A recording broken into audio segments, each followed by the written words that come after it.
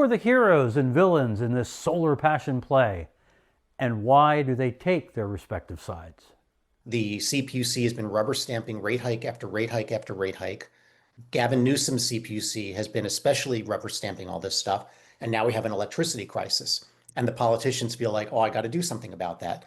So Gavin Newsom issues an executive order that rather than actually going after the root of the problem, which is utility overspending on poles and wires and lax regulation and looking the other way, went and just pointed the finger and scapegoated rooftop solar customers and said, I think this is the problem. So CPUC, give me a list of solutions for how to solve the problem.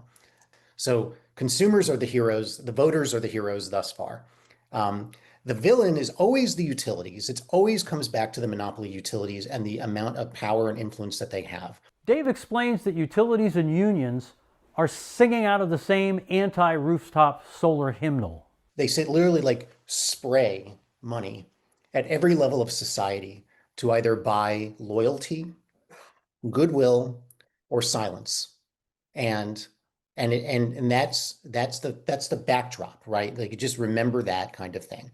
And when I say utilities, I'm talking about PG&E, Edison, and San Diego Gas and Electric, but importantly, I am also talking about their union, the IBEW. You've got to look at that because they are absolutely like tied at the hip with the utilities when it comes to this agenda to kill off rooftop solar. One of the long-held views among state regulators is that solar customers shift the higher cost of electricity to non-solar customers.